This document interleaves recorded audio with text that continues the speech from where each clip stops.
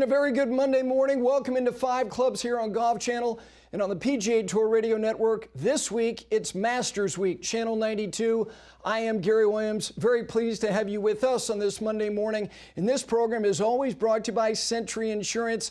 Right by you. They invest in the best things in golf with their relationship with the United States Golf Association, not to mention that first event in the calendar year on the PGA Tour schedule. Golf Pride. More players at every level trust Golf Pride than any grip in the world.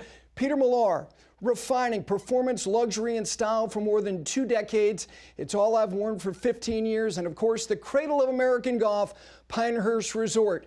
You know, you wait months and months and months, and I can say it officially. It is Masters Week. We've got 2 hours in front of us. And a reminder, today, live from one of the great properties in sports television, will begin their week on Golf Channel at 2 p.m. Eastern Time. And of course, around-the-clock coverage on Golf Channel all week of what will be the 89th Masters Tournament at Augusta National Golf Club. And over the course of the next 2 hours, I'm going to be joined by some of the best people who cover this game, who played the game. Not to mention really critical voices when it comes to the industry of golf. Paul McGinley, I mentioned live from, of course, he'll be working this evening alongside Rich Lerner and Brandel Chambly. He's going to be joining me in a little bit less than 15 minutes. Then at the bottom of the hour, Taylor Zarzour, his program just ended on Masters Radio. He's going to be joining me alongside Ron Green Jr. Ron Green Jr. and his father have covered, I don't know the number, but I will ask them. It's north of 50 Masters tournaments. They'll be with me for a half an hour right here in studio. Then at the top of the next hour, the voice of the Masters on CBS, Jim Nantz, alongside Gil Hanse, the two of them together. And Jim is going to share, this is his 40th Masters, his favorite moments all time on a number of different holes. And Gil is going to share the design principles from Bob Jones and Alistair McKenzie as it relates to those holes. Gabby Herzig, a contributor here at 5 Clubs, and of course one of the great young writers covering the game for The Athletic, she'll be with me as well. And then finally, we're going to put our bow on this Monday here of Masters Week with Ben Crenshaw, the 1984 and 1995 Masters champion. So that is our morning here for the next 2 hours. And one thing, a little piece of news, and it's not little, if you are fortunate enough to have badges for today, the gates are open. Yes, because of last night, they were not sure when they were going to allow patrons on the property, but that announcement has already been made at Masters.com. And one recommendation, whether you're going to attend the Masters this week or just simply follow the tournament, Masters.org, Masters.com, of course, their app for up-to-the-minute news, including that news, which is that the gates are open and people can go inside Augusta National starting right now. About 3 minutes ago, they opened the gates at 8 o'clock, and they're going to keep you abreast of anything that might happen because the weather, this system that is moving through the southeast quarter of the United States, which is going to blow through here, which is going to present pristine weather on the back end of it tomorrow, Wednesday, into day 1 of the 89th Masters on Thursday. Looks very, very good. The one day that looks a little bit dodgy is Friday. We'll get to that day when we get to that day. Let me start by talking a little bit about what this week is, because as somebody who's been fortunate in my modest career to cover a lot of the biggest events in sports, the World Series, the Indy 500, Final Fours, and of course the National Championship will be decided tonight. The Super Bowl, U.S. Opens on the tennis side, and all the major championships. This is the youngest major.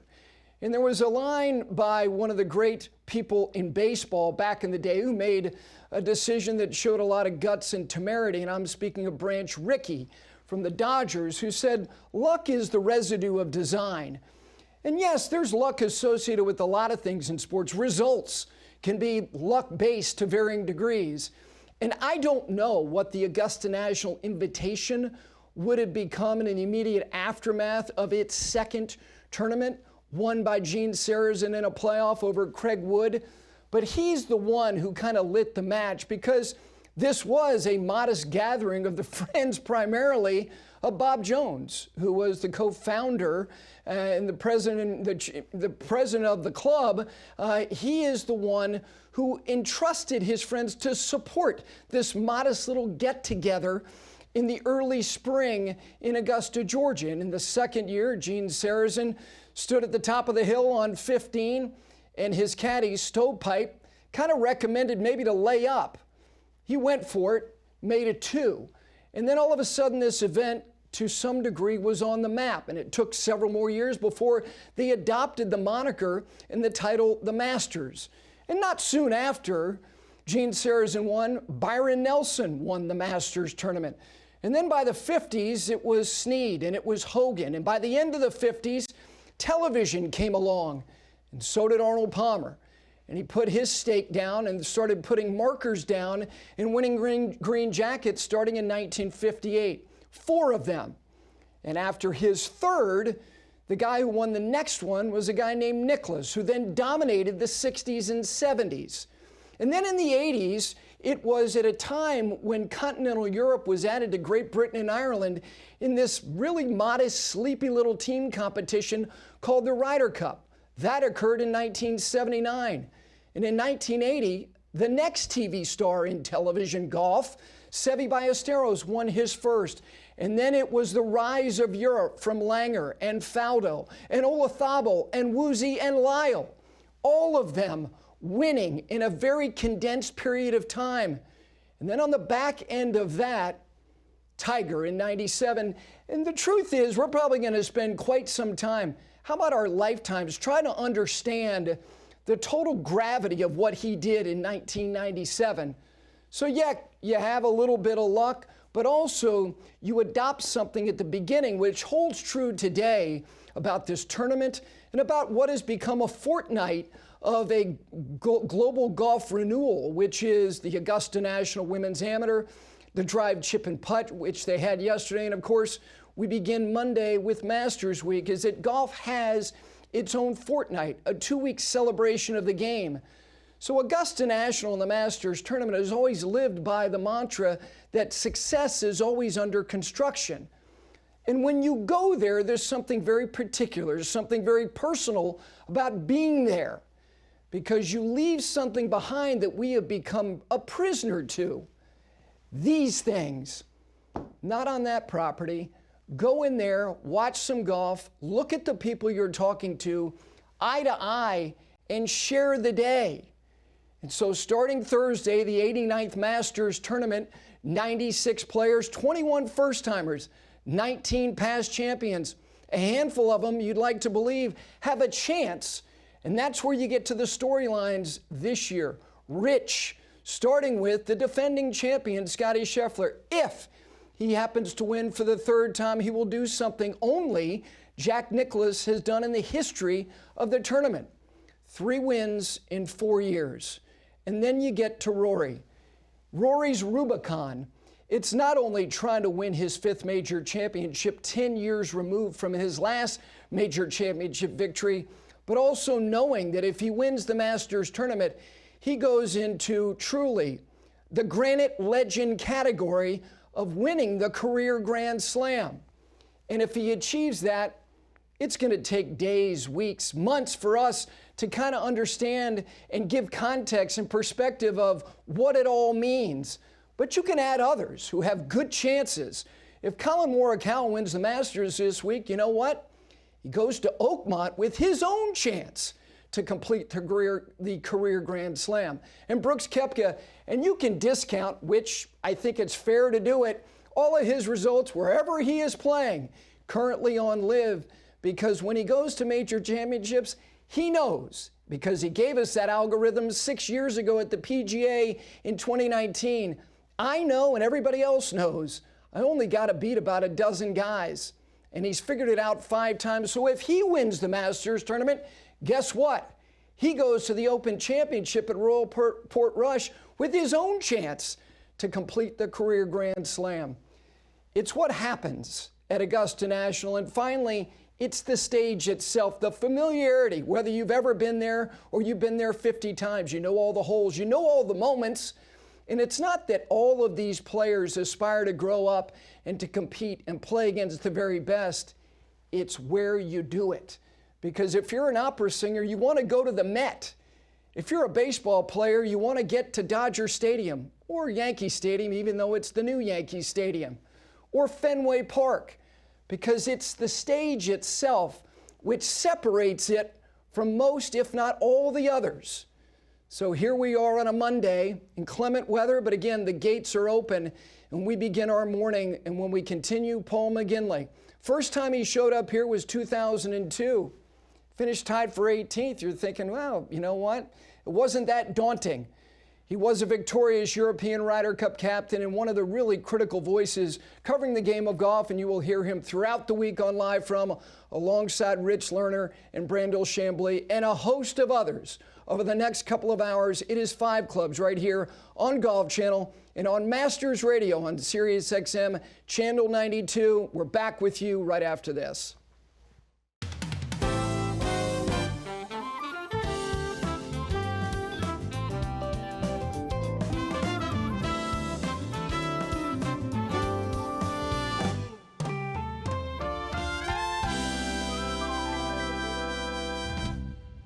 Welcome back in on this Monday. It is 5 Clubs. It is Masters Week, and this segment is brought to you by Golf Pride. Every player at every level trusts Golf Pride more than any grip.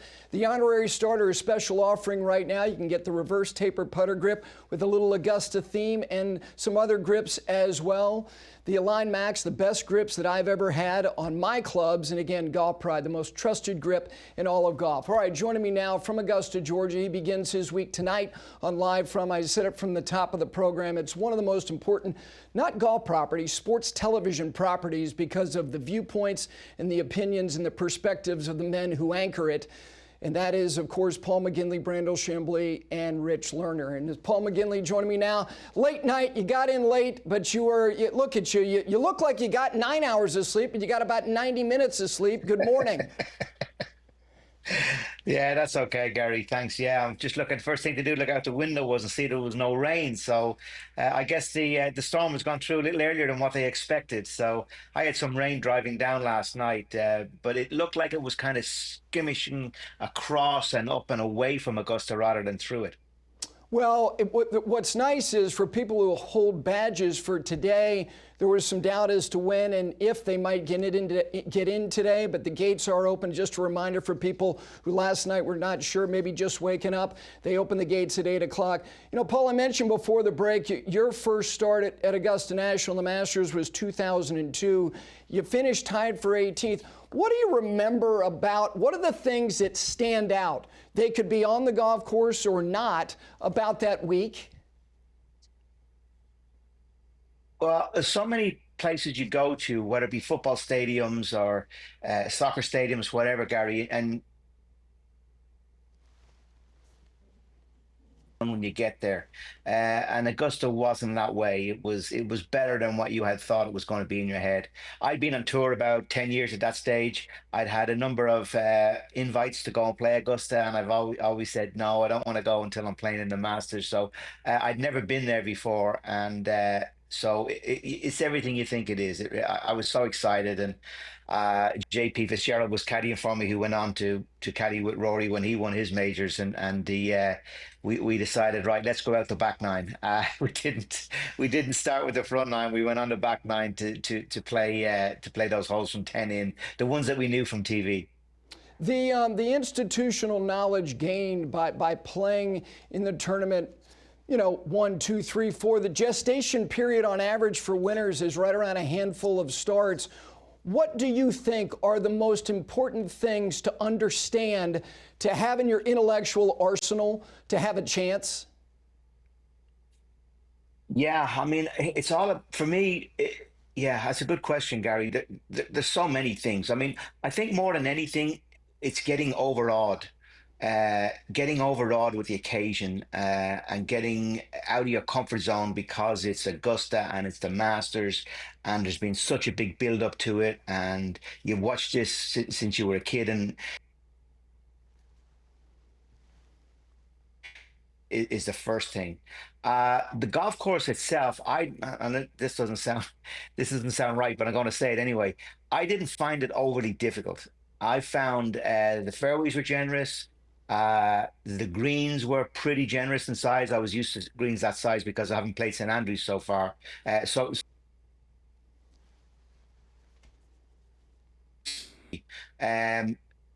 But uh, I walked onto it and I thought, you know what, this is playable.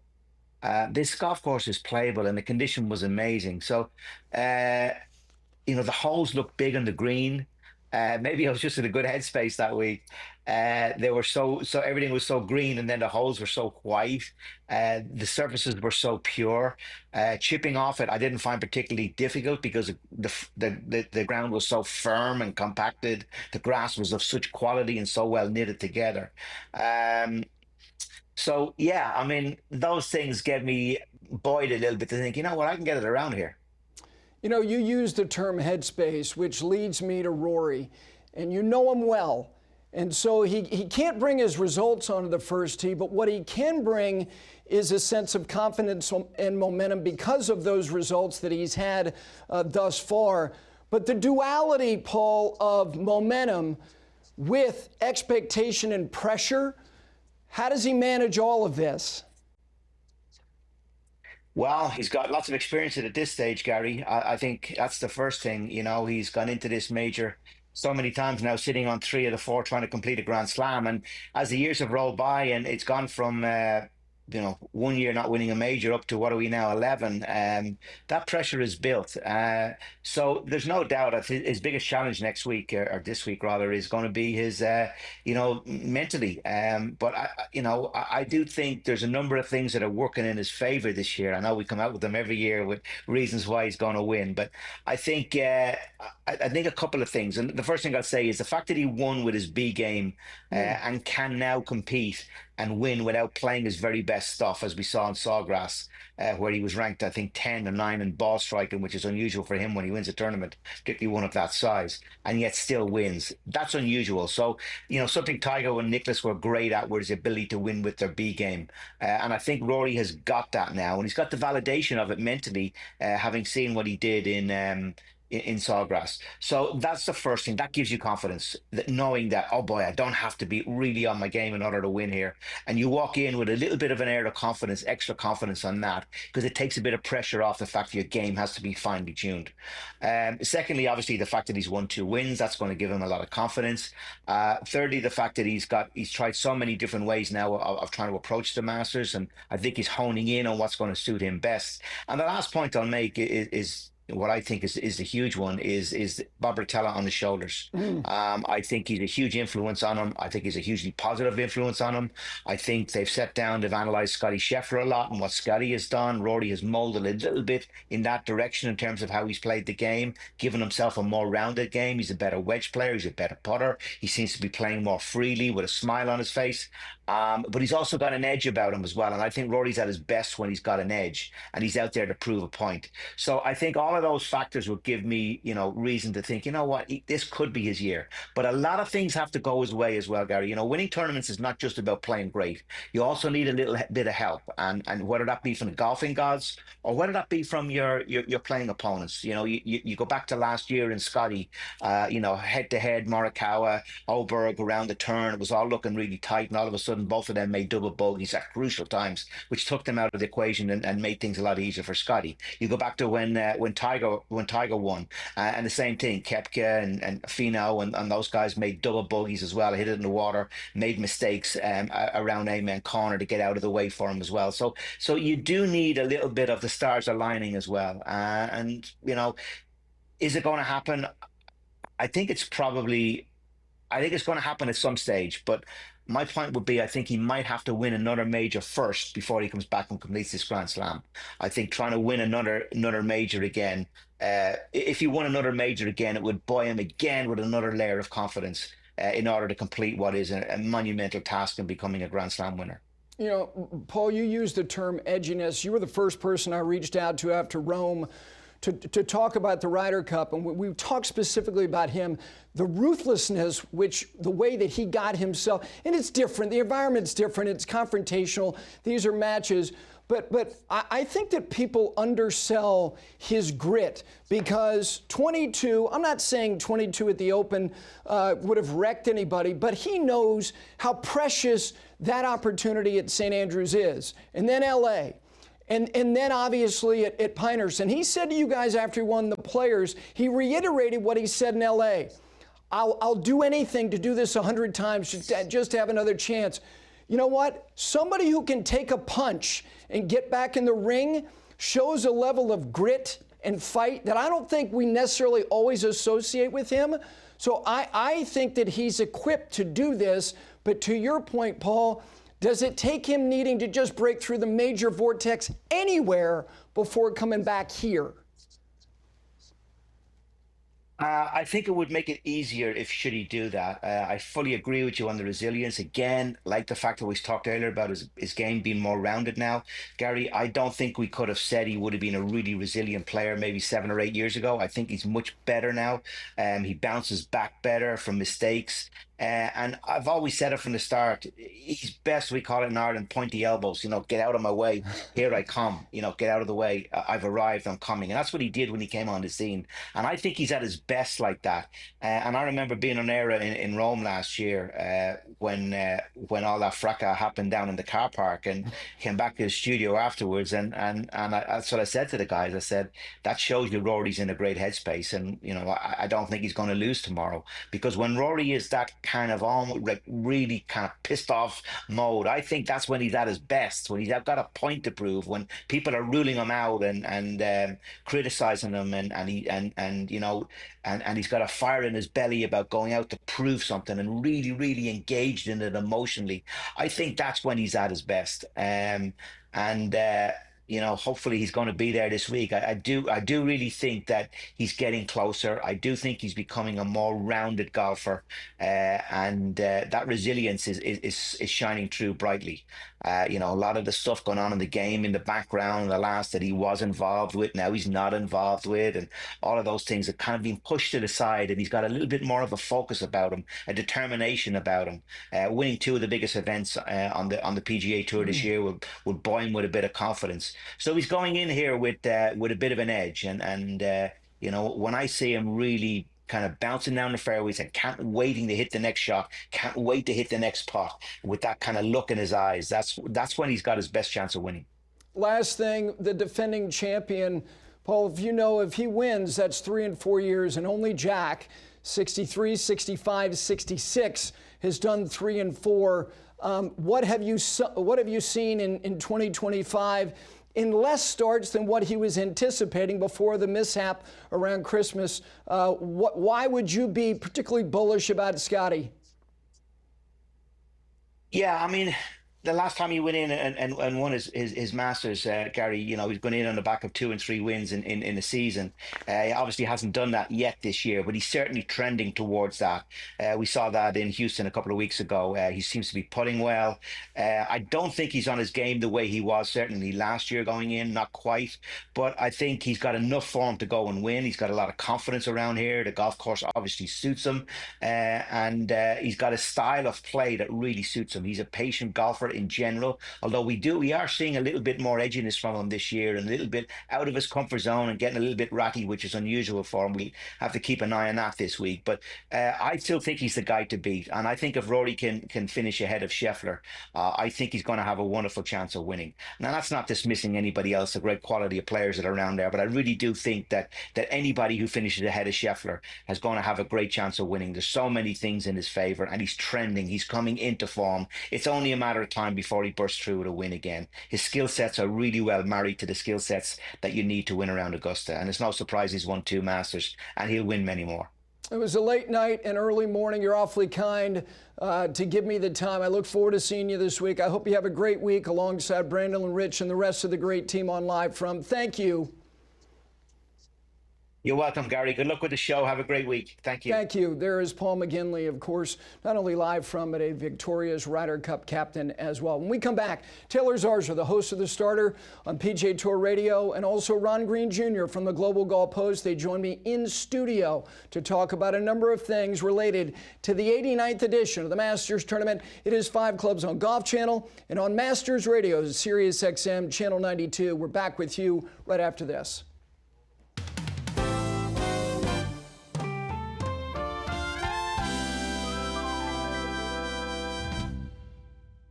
Welcome back in on this Monday. It is Masters Week here on 5 Clubs and also on Masters Radio, Sirius XM, Channel 92. And this segment is brought to you by Peter Millar, refining performance, luxury, and style for more than 2 decades. And I can't just represent the brand myself. The men joining me now in studio who've been doing radio together for 20 years. They have a lot of jobs, and I'm speaking of Ron Green Jr. of the Global Golf Post, Taylor Zarzour, the host of The Starter, also on PGA Tour Live. Gentlemen, it's good to see you both. I knew that eventually we could create a television vehicle for the two of you. It only took 20 years. 20 years. Here we are. Here we are. I mentioned the number of Masters combined between yourself and your legendary father. I undersold it by about, I don't know, half a century. 102 is this year. This will be 102nd combined. Yeah, my dad covered 60 in a row. Just remarkable. I think there were like 3 people who've done that many. And somehow this will be 42 for me. I don't feel like I'm that old, but you don't look that old. Thank you. I have numbers and my driver's license tells a different story. But yeah, this will be 42. And so 102, that's almost how many years? 2 years worth of Masters between us. A lot of pimento cheese. You do get a new parking spot once you get to 60 Masters that you've covered, and all of us tried to get into that car with AC, as we called him, Ron Green Sr., Yes. As he went into the Masters for the 60th time. And we certainly miss him. He passed away this offseason. He will certainly be there in spirit. He called Amen Corner Eden with flag sticks. And we'll be thinking about his words this week for sure. No question.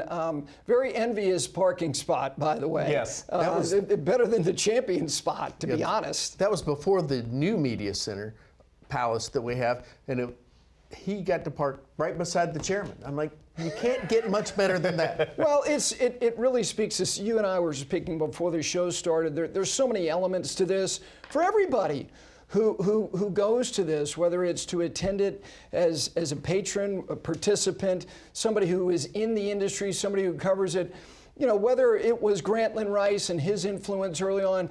There is an affection and appreciation and respect for the people who cover the sport at Augusta National that is really uncommon. And I'm not suggesting that the other events that we are lucky enough to get to go to and cover don't give you a great place to work, but this is as good as it gets. It really is. I mean, again, 42 years, there's not a day that goes by that I don't stand up on top of that hill and look out like, how did I get here? Look at this place. And I think, yeah, you come to appreciate the commitment they have there. I mean, there's the history, there's the beauty, but it's just all the details, all the feelings, everything is there. And it's just, it's the week we all look forward to. Yeah, there's a commitment to perfection there. There's a level of respect that you're talking about that not only the people that are guests there, but the people that are hosts there have for each other. And Gary, there's not a place in my life that brings out the best of us more than Augusta National Golf Club does. The golf course, which is, you know, you get there and you see the subtle changes, and then they'll be explained to us in some detail on Wednesday by the chairman. Nothing too significant. Some of it was not intended. It had to do with the storm that came through that took a number of trees, and now I think it's more an optical thing, especially when you get down to 15 and 16. But the golf course itself, Taylor, you know, we associate the Masters tournament with certain things, and that is the ability for players to make up shots. But the truth is, there's only been one player, and he's done it twice in the last 2 decades, that has come from outside the top 10 after the first day, not the second or third, the first day, and it was Tiger, who did it in 05 and 19. Does the golf course still lend itself to charges? Yeah, that's a great question because it hasn't in recent years. We've not seen that back 9 Sunday charge at Augusta National with the lengthening of 13 and especially the lengthening of the par 5 15th. You haven't seen nearly as many eagles on those 2 par 5s coming down the stretch. I think you will see more of those on 13 this year especially, and maybe a few on 15 if this weather forecast holds. We're going to have springtime temperatures Thursday through Sunday during tournament rounds, and with temperatures in the 70s, I think the ball will roll out. After this rain passes through the area today, I think the golf course will dry out the rest of the week, making it firmer and faster. but I do think that also lends to lengthening tee shots and giving you a better chance to go for the green on 13 and 15. All that being said, if I'm Rory McIlroy, who's never won a green jacket, don't play yourself out of the tournament on Thursday. He traditionally has struggled on Thursday with a scoring average that is over par. The winner shoots just over 68 on Thursday, going on to win. So if I'm trying to win this golf tournament, I'm looking at 68 or 69 to get started on Thursday. With all of your experience, do you see the golf course, which again, this golf course is trying to stay with technology, stay with the advancement of the athleticism and the performance? I don't want to discount that because these guys are in a place physically that past generations weren't. When you look at the golf course, does it still give you the idea, the person covering it, the people watching it, that 30's out there? Yeah, I think so. I think you start playing the holes ahead of, like, all right, if he makes par here, he's got 2 par 5s coming up. You're going to birdie the par 5s. You know, Rory's not been great on the par 5s the last few years. You look at the second hole, you think you're going to go make a birdie on the second hole. He doesn't do it as much as you think. I think it's there. I think what's changed is you used to could just hang around a little bit. Now you gotta run up toward the front early, because I mean history tells us it's harder to catch up now, and I think it is a place that tempts players into being aggressive a lot of times when they shouldn't. I mean, you know, Scotty Scheffler demonstrates how you can play that golf course. I mean, you're aggressive to conservative targets, and then you take when your moment comes, you go take it, because the misses it doesn't take but one to really just derail everything. I think we're also waiting to see 13 with it being fair, and that's such an elusive word when it comes to golf, especially a living, breathing piece of ground. What is this going to be with the added length? Because scoring average-wise over the last 3 years, birdies made, eagles made, it's the highest scoring average in about 15 years over the last 3 years. Least number of eagles, least number of birdies going back to 2013 and 2010. Who knows? That's the first real chance, because we know how hard 11 is. We know how psychologically debilitating 12 can be. So 13 is supposed to be the jump start. Let's dig in on Rory as somebody who has had to write these stories about these significant achievements, particularly at this tournament. What if? How do we gauge this in the grand pantheon of achievements if he does it? Oh, if he does it, I mean, yeah, we'll be writing about it just like the '86 Masters. You know, it'll live on and on, because I got to believe 95% of the public wants Rory McIlroy to win this tournament. And I think there's an emotional attachment that very few players have ever had between the fans. There's just, you know, we've seen it. I mean, you remember what happened when he shot 80. You remember all the near misses. It's right there for him, and he's never come in any better shape. But, you know, I mean, it's hard not to think. There are people you think it was inevitable they were going to win. Greg Norman was going to win the Masters. That's part of it. Davis Love, Ernie Els, all those. Tom Weiskopf, 4 second places. You know, it's hard to think Rory's going to be the guy standing outside the ropes under the tree when the other guys are under. I still think he's going to do it. I mean, he was born for a green jacket.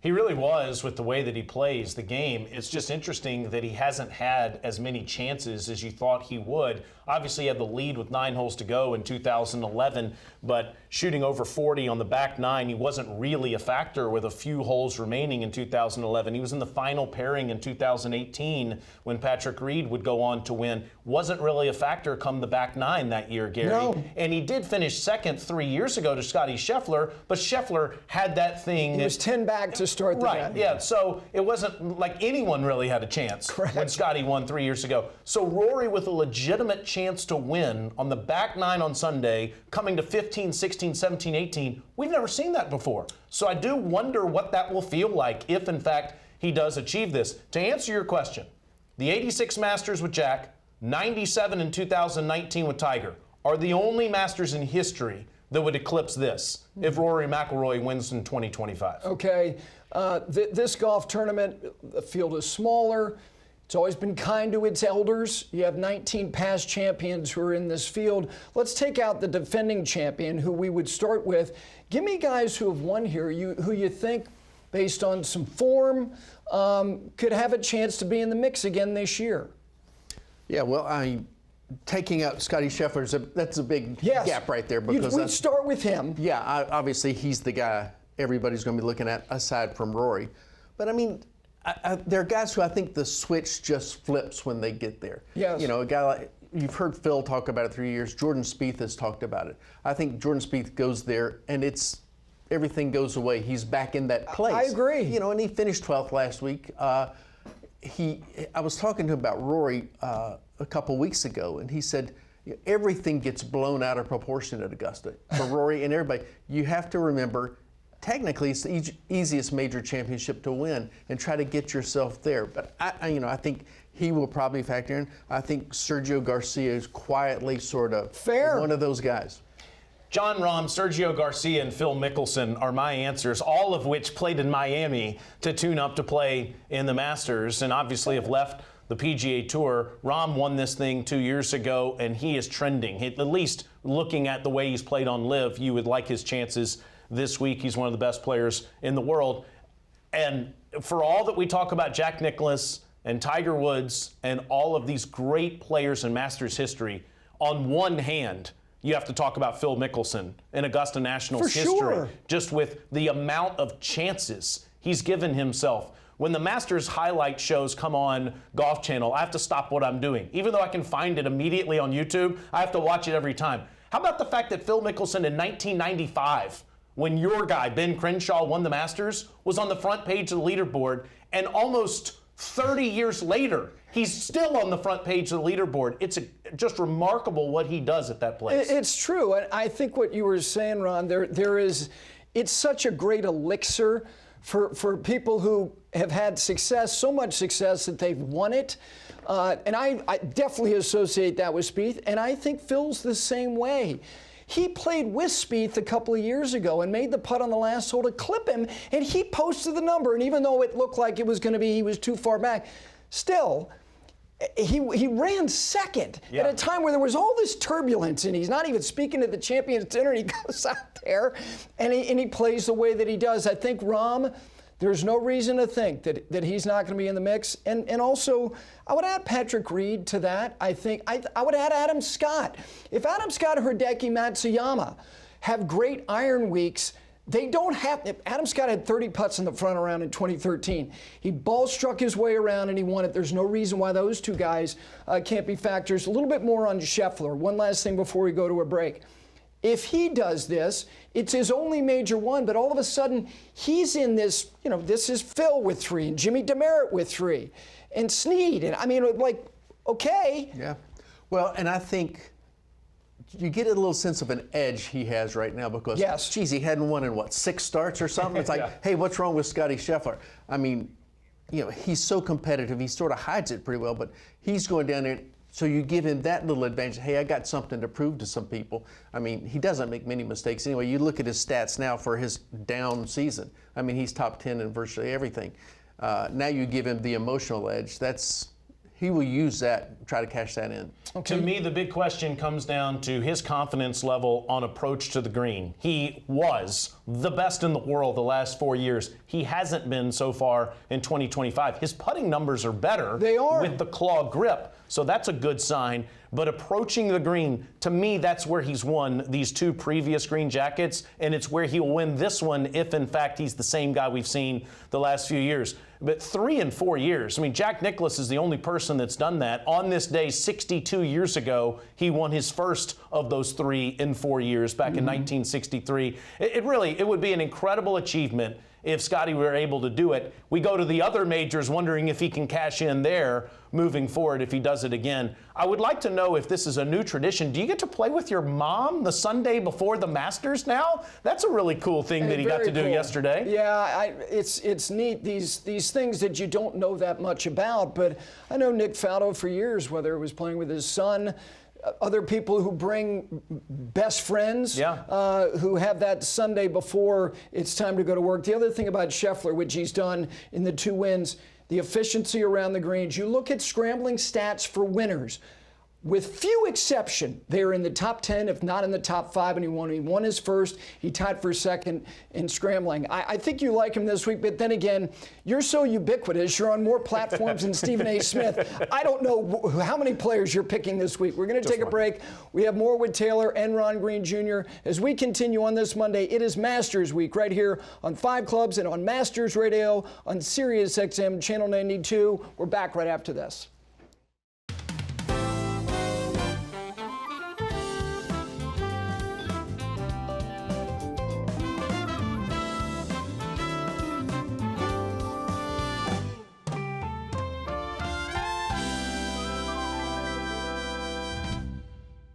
Back in on 5 Clubs, in this segment brought to you by Pinehurst, the cradle of American golf. They know how to host major championships. And of course, this week it is Masters Week alongside Ron Green Jr., Taylor Zarzour. I'm Gary Williams. You guys are headed down there. Combined, as we said when you sat down, 102 Masters tournaments covered between yourself and your late great father. Taylor, you know, this week is one where you can argue it's the easiest major to handicap, but it may be the hardest psychologically to win. There's something about it that, and knowing that, I'm not saying that players don't want to win equally, because in the grand history books, the weightiness of all 4 of them, they count equal. But we know that there's an affection for this, which I think makes it very, very hard. Give me some guys, before we get to some live guys, that are going through periods of droughts right now, like Patrick Cantlay has not won in a while. Justin Thomas has not won in a while. Collin Morikawa has not won in a while. And the last 2 guys have good form. And Justin Thomas had a lead with a couple of weeks ago and didn't cross the line, but we didn't think it was devastating, because it's like, well, he's building. Who do you like the most among this group that hadn't won in a while? Justin Thomas. Okay. And it comes down to getting off of the tee. He's struggled getting off of the tee so far this year. He's outside the top 100 in strokes gained. Now, I'm not saying you don't have to be accurate at Augusta National. You do, but it's the ultimate second shot golf course. Yep. You can put yourself out of the tournament by hitting it in the middle of those beautiful Georgia pine trees.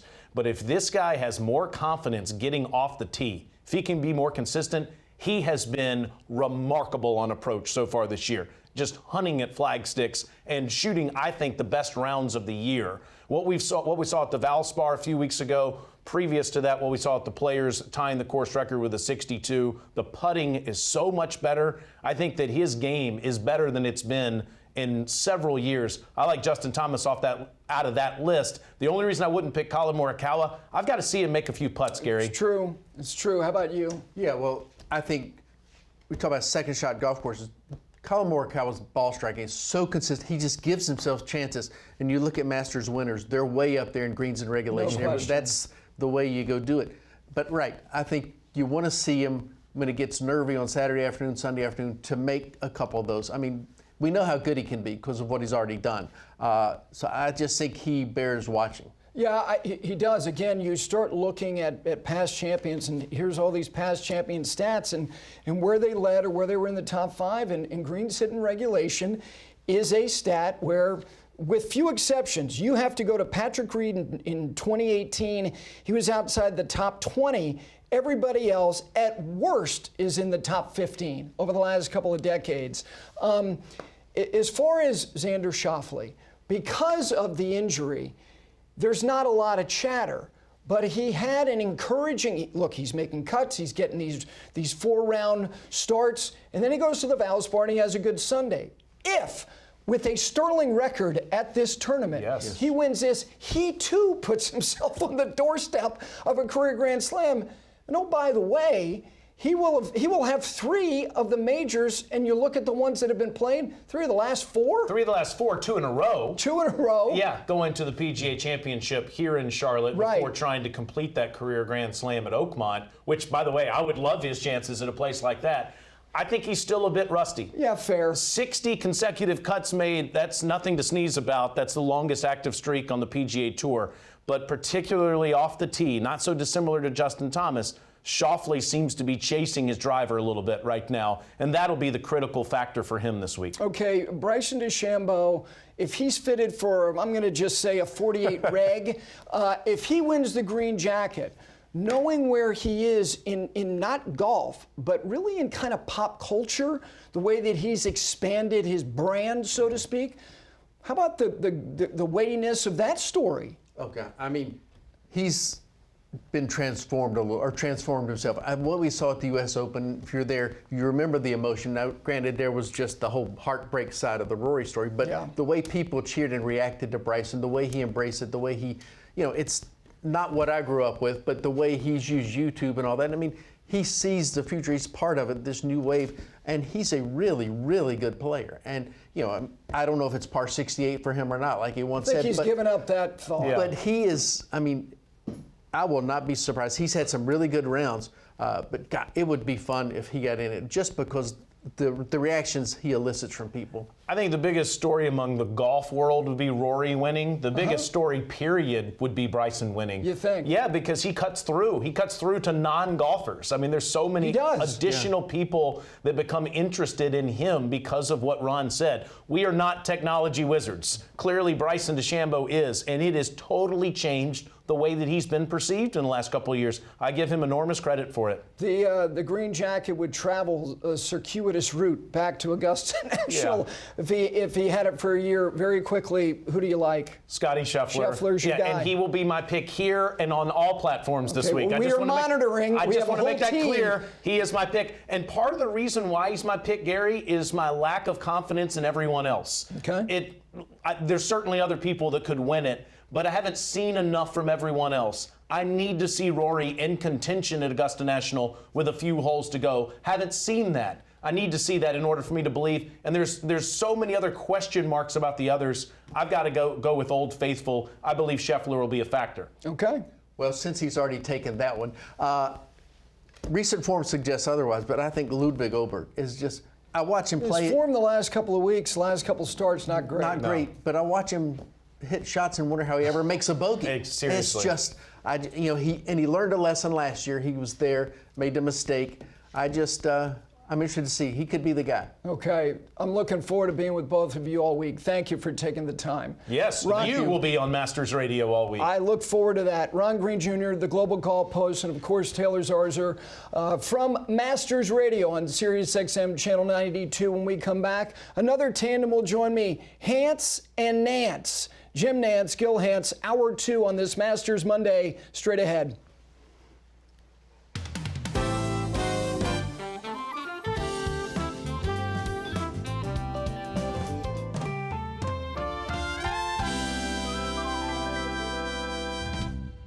Welcome back in. It is Hour 2 on this Masters Monday edition of 5 Clubs on Golf Channel and also on Masters Radio on Sirius XM Channel 92. And this program is always brought to you by Century Insurance, right by you. We're very proud to be associated with a brand who invests in the best things in golf, including their relationship with the First Tee and the United States Golf Association. Coming up at 2 p.m. this afternoon begins the live run portion of this week, round-the-clock coverage from the great team of one of the great sports television properties, and that is live from, of course, tonight at 7 Eastern Time.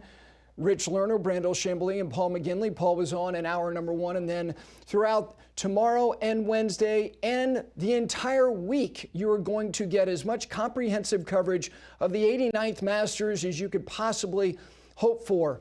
And as I said at the start of this program, as somebody who's been lucky enough to go to World Series and Final Fours and Super Bowls and Indy 500s and Daytona 500s, that there are singular sporting experiences, and this is one of them.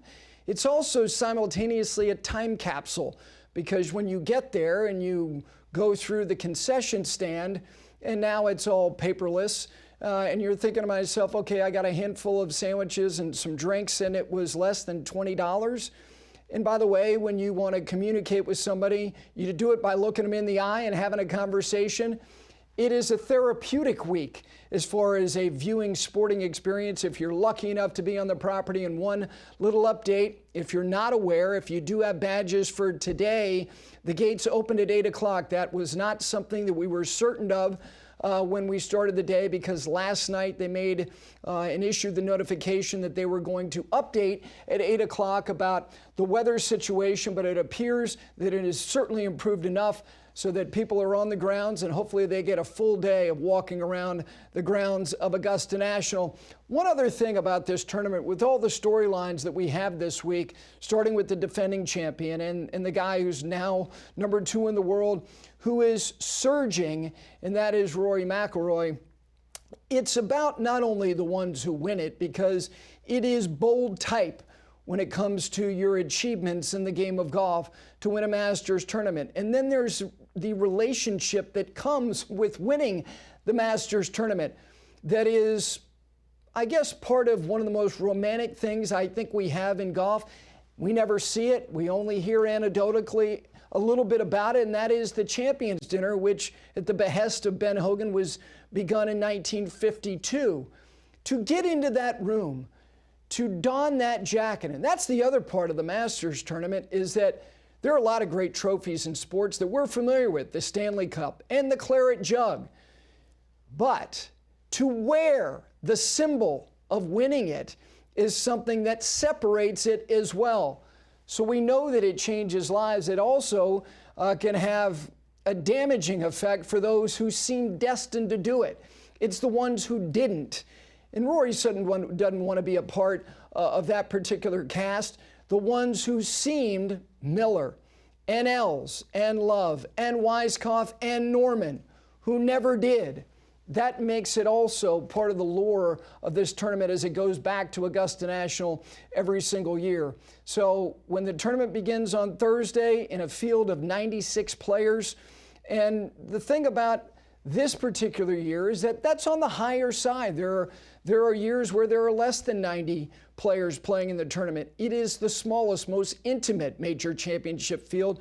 My gosh, we know that the other three, we're talking about 156 players, and you think about from sunup to sundown. One of the neat little nuances I think about this tournament on Thursday and on Friday, because with the other three major championships, the way that you look at the two waves, the last several groups that are finishing on 1 in 10 on those great major championship venues, many of them you're unfamiliar with. Not at the Masters tournament. Heck, you could potentially have your favorite being the last one to pull the curtain on a Thursday at 7:15, 7:20, fading light in Augusta, Georgia. No qualifiers that are pulling the curtain on the last or the first and second days of this particular tournament. Just as several different animals and elements of this. All right, joining me now, we're having a little bit of an issue with Jim Nantz, but joining me now from a bulldozer, which is customary for him. He is in the central part of the state of Florida. Venus specifically is Gil Hanse. Good morning, my friend. Gary, how are you? I'm doing great. I think you and I share the same first experience, meaning 1991, I believe, for you. Wasn't that the first time you went to the Masters? That was absolutely the first time. I went with a good friend of mine, Gary Jager. We had a terrific time just walking around there. You're just awestruck, right? I mean, you still are, right? Every time you go there, you're still awestruck by how amazing the setting is and the beauty of it and the grass and just the entire experience is still gives me goosebumps. You know, one of the things that you do along with your partner, Jim Wagner, when you evaluate land is, you know, what does this land have? When it speaks to us, what is it telling us? What do you think when Bob Jones saw that land for the first time? We know that it had a lot of vegetation on it. It was a commercial nursery formerly. What do you think his impression of that 300-plus acre parcel of land was? Well, it had to be excitement, right? I mean, you look at the topography there, there's all kinds of variety. There's the opportunities for obviously uphill, downhill. You've got the water bodies down in the lower portion of the property. So I think as you look at that site in the raw, you're going to be first and foremost awed by the vegetation that was existing there. But then, as with the key to any great golf course, it's the topography. And we see that, you know, you talk about first time on property, that's always, you know, it sounds a bit trite, but the elevation change is what always strikes people, and just the opportunities. And when you think about it, there's positives and there are negatives, right? I mean, that the getting down off the 10th hole and getting back up to 18, you know, you had to do that perfectly. you could definitely mess that up if you didn't do it right. And so I think the time and the energy and the effort that they put into figuring out the right way to get off of that elevation, the right way to get back up onto it, and the pace and the flow of how you slowly meander, especially on the back nine, down in the floor of the property, and then work your way back up on 17 and 18 to that grand stage. I think they understood that. Same thing, getting off of number 2 and climbing back up on 8.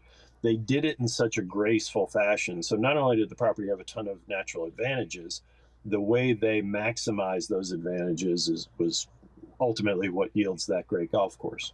When you were entrusted to do the work at Southern Hills, I know that you really, dug in on Perry Maxwell, and you have such a great affection for him, the man, and also his view of building golf holes. How about his impact on Augusta National? It's very pronounced on a couple of these holes.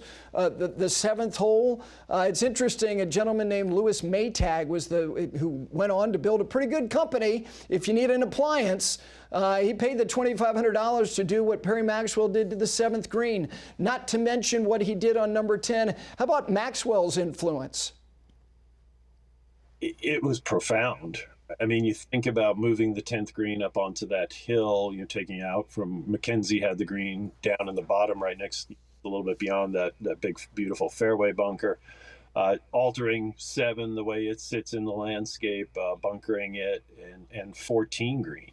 I mean, I always, people ask me, where do you go watch golf? And I like to get around the property and go to the normal places you'd see, but I like to stand around the 14th green when nobody's there and just marvel at how beautiful that is. And just one of the most perfectly sculpted pieces of work, right? I mean, the framework was there for him, and he just embellished it and took it to the next level. So when you think about how impactful he was, I mean, obviously McKenzie had passed away by that point in time, and Jones and Clifford Roberts had relied on one of his lieutenants and bringing him back in to work and to modify and make these little tweaks, which is normal on golf course. Now Augusta National has gone on and on over the years to make significant tweaks, but having those early ones be entrusted to McKenzie's top lieutenant, I think was brilliant, and obviously paid huge dividends. One other thing about the way that the land flows, you've been entrusted to do a lot of work on a lot of very important places. The Olympic Club, fairways that are canted in the opposite side of the way that the hole flows. The 9th hole and the aforementioned 14th hole, Gil, as well. I think 14 is I don't think anything's necessarily underrated there, but coming off of 13, and you have 15, you're sandwiched in the middle of these two enticing par 5s. The 14th hole and its flow, and then the 9th hole as well, the way that the fairway goes in the other direction, the way that you kind of visually are looking to play the hole.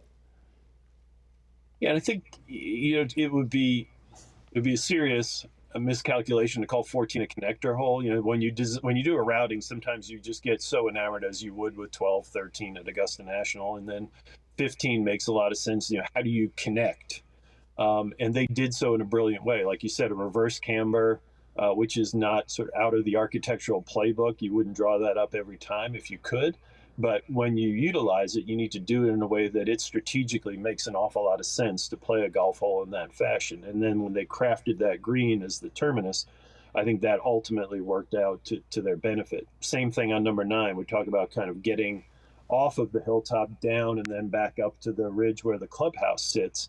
And you did the same thing there, where you have the opportunity to utilize the landform that tilts and kind of propels your ball into a position where you're playing up the length of the green, versus the natural topography is going to take you, if you normally would think of a dogleg, it would camber the other way. So their brilliance in laying that out and figuring out the ways to, again, traverse that property and connect holes to holes, which is really the key to any great routing, and utilizing something that you wouldn't normally draw up, I think was great. What does it say about the 12th hole that after all of these decades, at 155 yards, doesn't need anything else? It's never been a thought, never should be. Just give me an overall synopsis of when you see that hole and the stage that it is and the serenity associated with just the players walking over the Hogan Bridge. How does that stand in kind of your grand view of holes that look as grand as they should? Yeah, I mean, from a setting standpoint, it's kind of sandwiched in there, which is really interesting. Just over Rays Creek, you've got this really sharp bank in the back that's got some beautiful native vegetation on it, and it is just this sliver.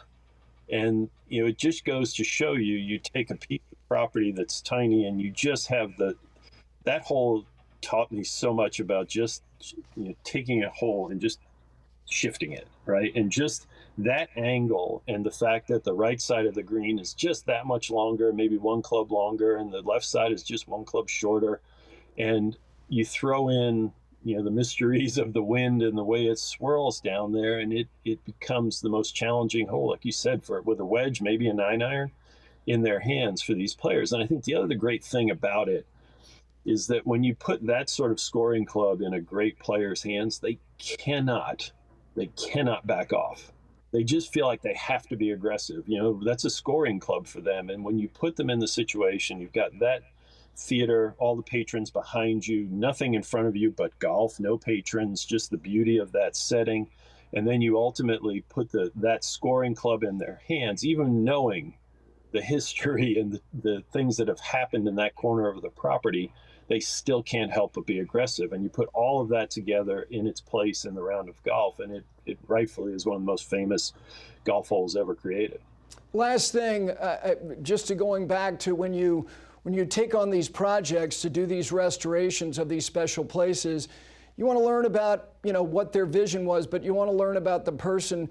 Mackenzie, Lake Merced, when you dig in on that, just give everybody an overall thought about just his mind, his writings, the things that he shared about his view on building golf holes, the most redeemable things that you've learned about him and the application of his thought to his work that you appreciate most. I think he was, of that golden era of golf architects, he was the first, or maybe the best, at incorporating the beauty of the natural landscape and then the strategy and the interest of golf.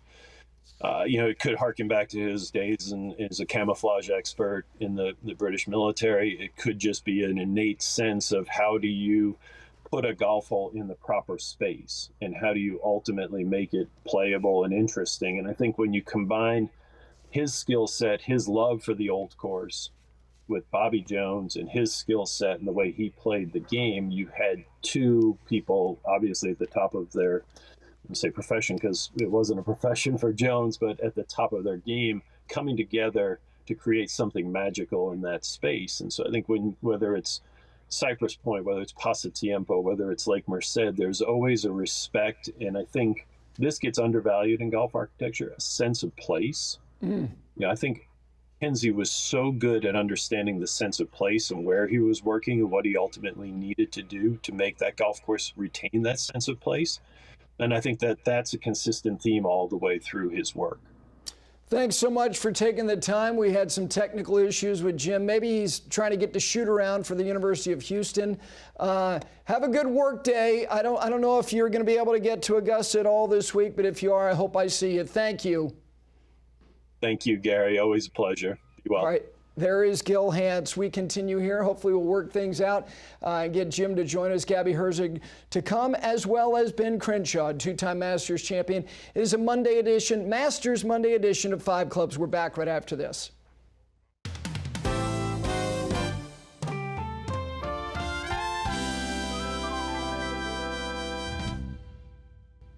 Welcome back in on this Monday. It is Masters Monday here on Five Clubs on Golf Channel. A reminder, live from 2 p.m. Eastern Time this afternoon, and again tonight at 7 p.m. Eastern Time as well. And their comprehensive coverage all week long of the 89th Masters Tournament. This segment is brought to you by Peter Millar, refining for more than 2 decades, performance, luxury, and style in apparel. All right, joining me now. He was stylish then, he's stylish now. He won the Masters twice, 1984 and 1995. He is Ben Crenshaw, joining me from Augusta, Georgia. Played some holes yesterday. Ben, good morning. Good morning, Gary. How are you? I'm doing great. Thank you for taking some time. You know, you were one of those people who you showed up there for the first time as an amateur in 1972. You were the low amateur that year. You were the low amateur the following year. It's not surprising that you were taken by the place, for sure. But what was it about the golf course that tickled you the first time you saw it? I think everybody that goes there the first time, obviously we've had a golfing population that watches it on television every year.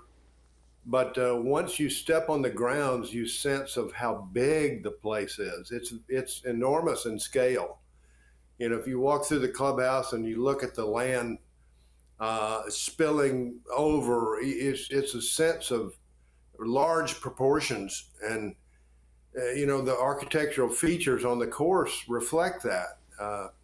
Big bunkers, big greens, big rolling greens. You know, people really see some undulation that they would not see in other golf courses. But it is a golf course that lets you really open up and hit it hard. And you feel like you've got a lot of room to play, but you know, you're trying to hit spots that are smaller than what you see. I've always thought that it's a golf course that it dares you to do things. It takes a lot of courage to play certain shots. And also, you can't win the golf tournament by playing safe. You've got to take chances when you can. And it's one of those golf courses where the reverse of a penal golf course, meaning that you're forced into hitting certain shots, but it's like you can and you must, but you may. In other words, you can go around the bunker and try to catch a contour just right. And you've got to learn it. It takes a lot of years of learning. Very, very rare that, you know, I think Fuzzy Zeller maybe has been one of the few first time he went around, he won.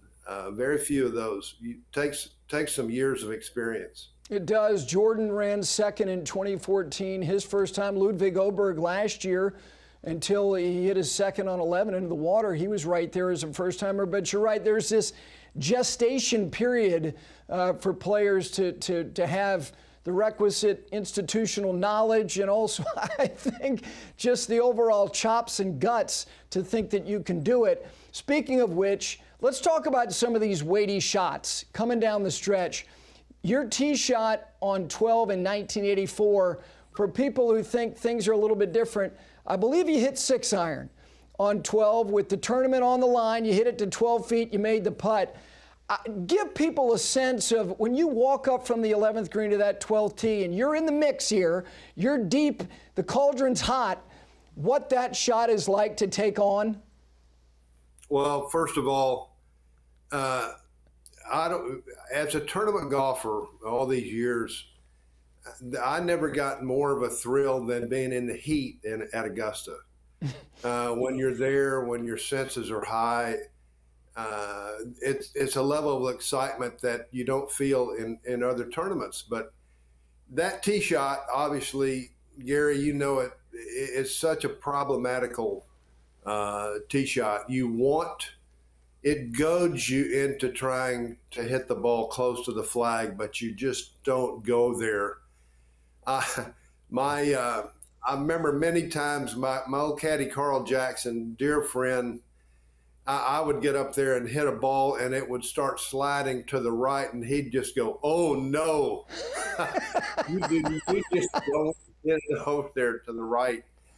But that day I hit a beautiful shot up there. It was the right strength of shot. That's the thing. The green is situated at an angle. It's shorter to the left, longer to the right. And you want to try to play over the bunker if you can, the front bunker. But it's not only a ball should be on line where you're trying, but it's the right strength of shot. So very shallow green, shallow target. And to execute the shot in competition in the heat it really, I mean, it heightens your excitement. Unbelievable. So many stories that we know and we've seen that have died there. It's just it's very, very interesting, and it's the shortest hole on the golf course, but it probably creates more excitement than almost any other hole. No question. The one that follows, famously in 1984, you hit a good tee shot. I don't know whether you actually saw Billy Joe Patton or not, but you looked out and you thought you saw someone that looked like him, and you said, "Wait a second, that's too much. I'm not going for this." Knowing the history of his own history there, did you ever confirm whether that was really Billy Joe Patton?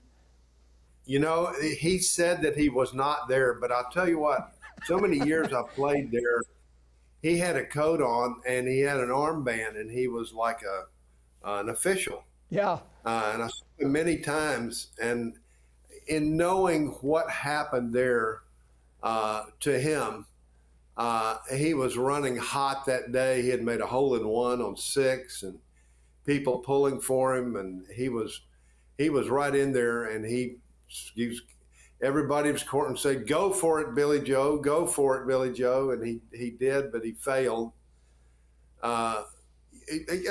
When you read things like that, you remember things like that. He was a great player, and anyway, no, he confirmed that he was not there, but I remembered what he did. And, I said, "Well, I've got this 4-wood. I better hit this thing well," and I fortunately got it up there. Just talking to Gil Hanse, and he was talking about the 14th hole. You had a very interesting relationship with 14. In your 2 wins on Sunday, you were outside of the fairway on the left-hand side, got a break in 95, hit this really neat little flighted 8-iron. You had to deal with the limb in front of you to that back right pin, and it just went over. You almost rolled it in for birdie. And then the 2-putt in 84, because you pulled your second shot to that top plateau, left it, 22 feet short, and then dripped it in? How about 14 green just as a piece of art? I marvel at it every time I see it. I tell you, it reminds me of a St. Andrean green, plateau green. They're the most fascinating contours, convex in nature. The front facing, I think it's a little bit of a cousin to number 5. To me, number 5 and number 14 are the 2 most beautiful greens, very natural. The plateau types are just fascinating. A lot of times you see the flagstick on the right and you see balls go close there by using the left to right slope. They are marvels. And I like Gil Hanse depicting the way it is, and it's the way that they crest up from the fairway with those beautiful front contours. It's something that you don't see very often, but when you see some of the holes at St. Andrews, you say, well, here's where Dr. McKenzie and Bob Jones depicted that. Just beautiful. I want to ask you finally about the 17th green, because I think, again, certain holes, it's the second to last hole. You're thinking about, obviously trying to get to the fairway in 18. That green is beguiling. I honestly think, Ben, your 3 in 1989 is one of the most forgotten great 3s of all time. You hit a poor tee shot. You hit a fairway wood in a downpour to about 30 feet. You had a double breaker, and that to me was, you used the term the pull of Rays Creek and the bottom of the property.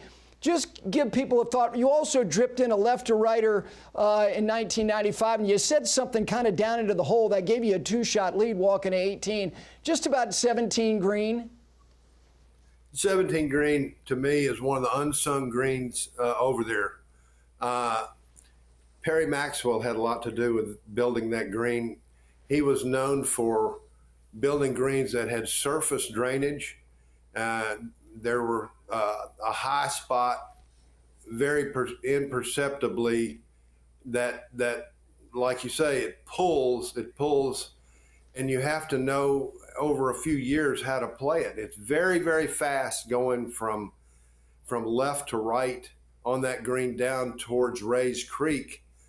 And it's like accelerates the speed of the putt. Very difficult approach putting. And it's a very daring approach to try to shoot for the right flag. There's not much room over there. So I think, to me, it's one of the greens that it's overlooked. It's a beautiful, beautiful creation. A shortest shot for people coming in there, the way that the ball's hit today, a steep shot. The way it's bunkered, though, is beautiful. And it obviously comes at a critical time. You could easily slip a stroke there. You only hope to get out of there with something. But approach shot, you only hope to get it up there to where you feel like you can possibly hole a putt. But you've seen a lot of three putts on that green from the left to the right. Last thing, I know how much going back there every year means to you and Julie, to see dear friends, to see lifelong friends, and your relationship as a competitor, as I mentioned, started in 1972. How about just overall the enriching aspects of being a part of the history of winning the tournament twice, but also the club itself, how nourishing this week is for you and your family? It's a reawakening every year. 1972 to now is a long time, and you see familiar faces. You see people you've met in the first few years. I actually had a great friend in Danny Yates from the Yates family in Atlanta, whose dad and grandfather knew Bobby Jones. I like to think that everything about this tournament is about Bobby Jones and Dr. McKenzie. And Bobby Jones was a person unto himself. He was one of the great golfers of all time, but the way that he left us with his thoughts and his writing, I think he was probably one of the most educated golfers who could depict what he was feeling about building the place, but what he felt about golf, which is very rare. But I think he had a rare taste about him in everything how the club was formed. He and Clifford Roberts, that combination of those two people and Dr. McKenzie on that piece of land will never happen again. And it's graceful, but that he was graceful. It's gorgeous. It's thrilling and exciting. And it's, like I say, there was a rare taste about him that everyone was drawn to. Well, you know how much I always appreciate the time. It's a great way for me, for these listeners and viewers to start their Masters week. Have a great week. I know you will. Thanks so much. Thank you, Gary. Always great to talk to you. Thank you. Okay, Ben Crenshaw, 1984-1995 Masters champion. When we continue, Gabby Herzig, contributor here at 5 Clubs and also a terrific writer for The Athletic. We will talk to her about a couple of big stories that she is working on for this week, the 89th edition of the Masters Tournament. Back with you right after this.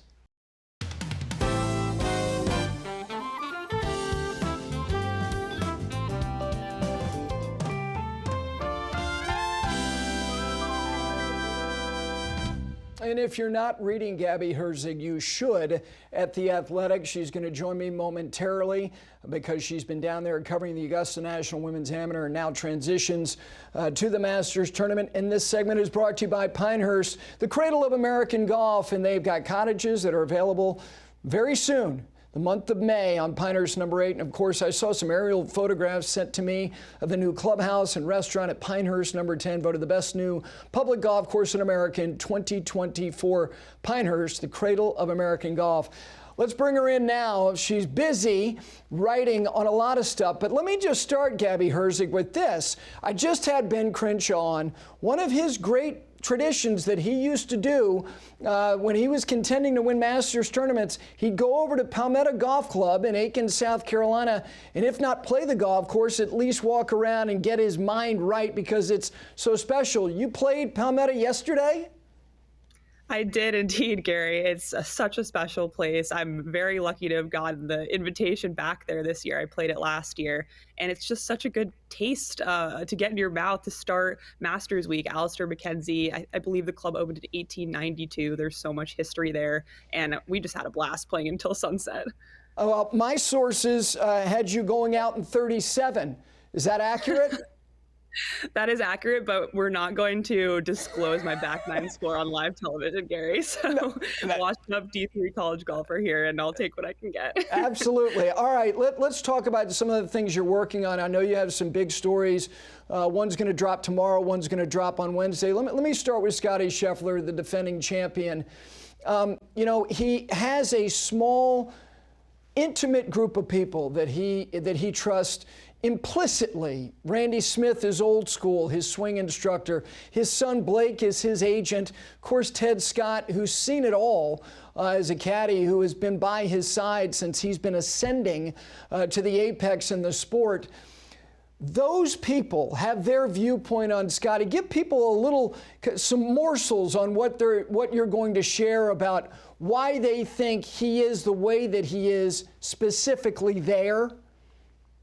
Absolutely. And I always love talking to Ted Scott and Randy Smith. I personally think they're some of the best characters in the sport, and we don't get to hear from them that much. You know, working with the world number one can keep you pretty busy. But I thought it was particularly insightful what both Randy and Ted shared with me on separate occasions. They actually both used the exact same metaphor to describe Scottie Scheffler and his success at Augusta National, and I thought it was a pretty good one. They compared him to a handyman with a toolbox and a full set of tools.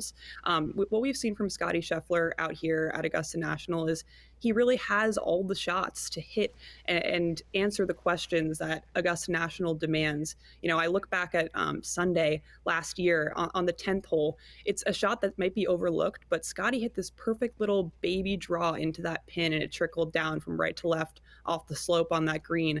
He really he can answer those questions. He is prepared for every single shot that you have to hit out there onto those tiny shelves, the sloping greens. You never really have a flat lie in the fairway out there.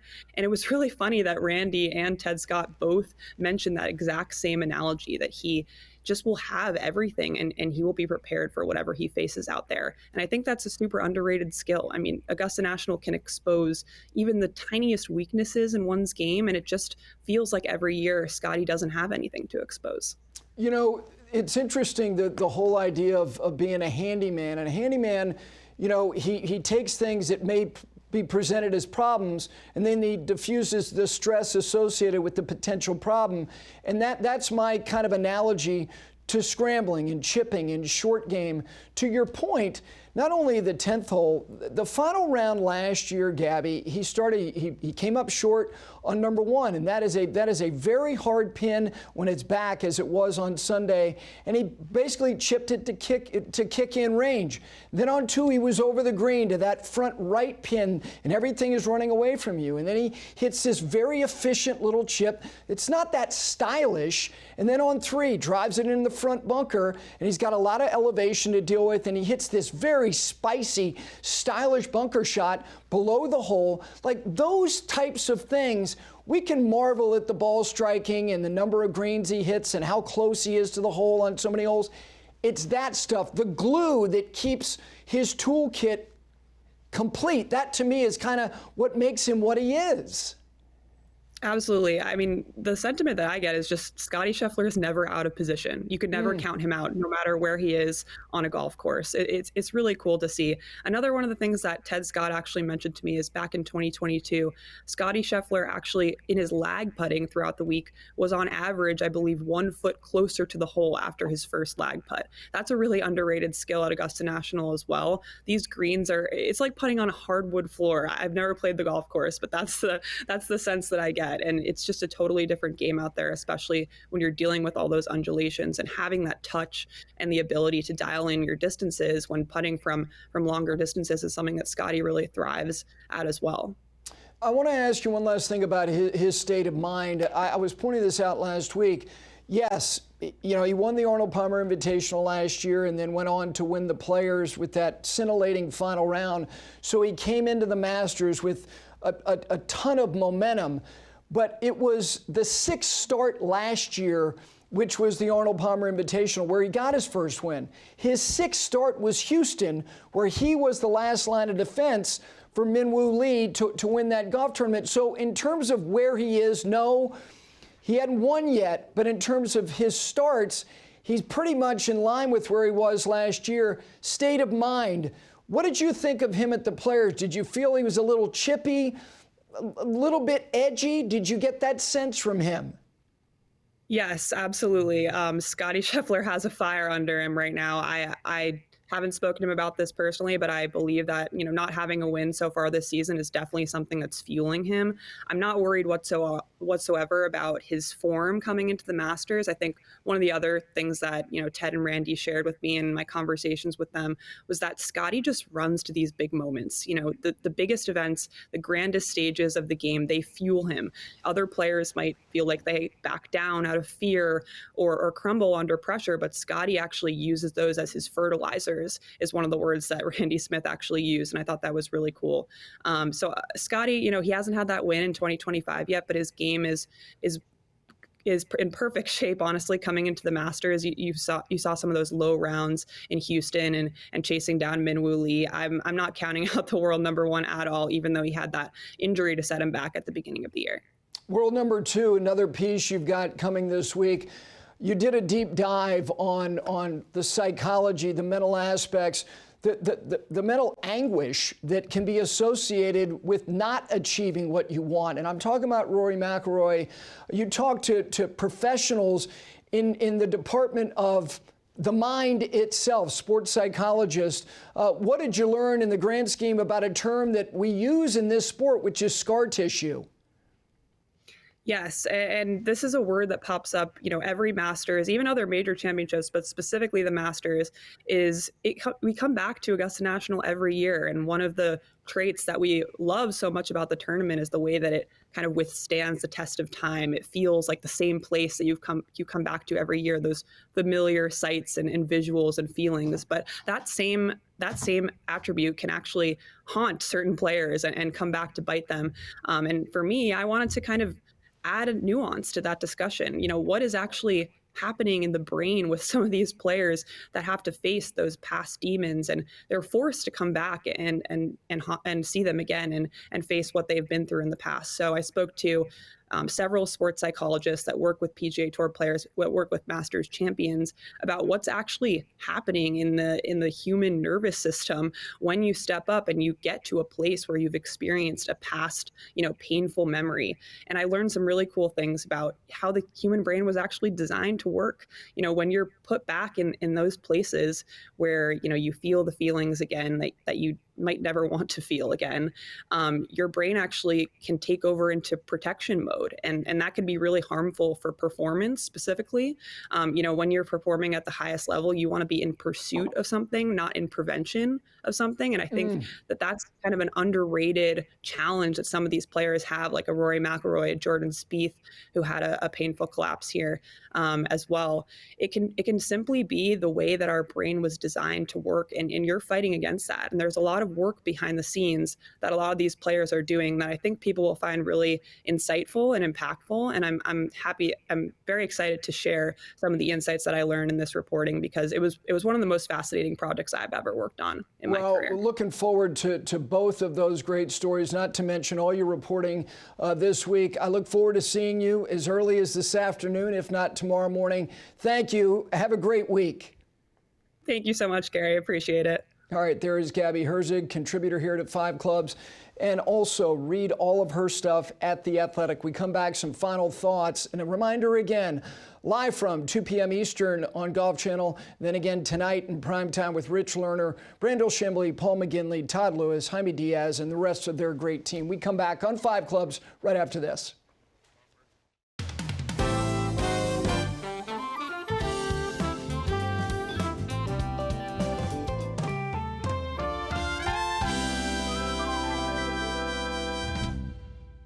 All right, final couple of minutes for us here on this Masters Monday here on 5 Clubs on Golf Channel. And this segment is brought to you by Golf Pride. And you can get this honorary starter, which includes not only this terrific Augusta motif reverse taper putter, and same thing when it comes to the grips. The right colors, the right style, Golf Pride, the most trusted grip for all players at all levels all over the world.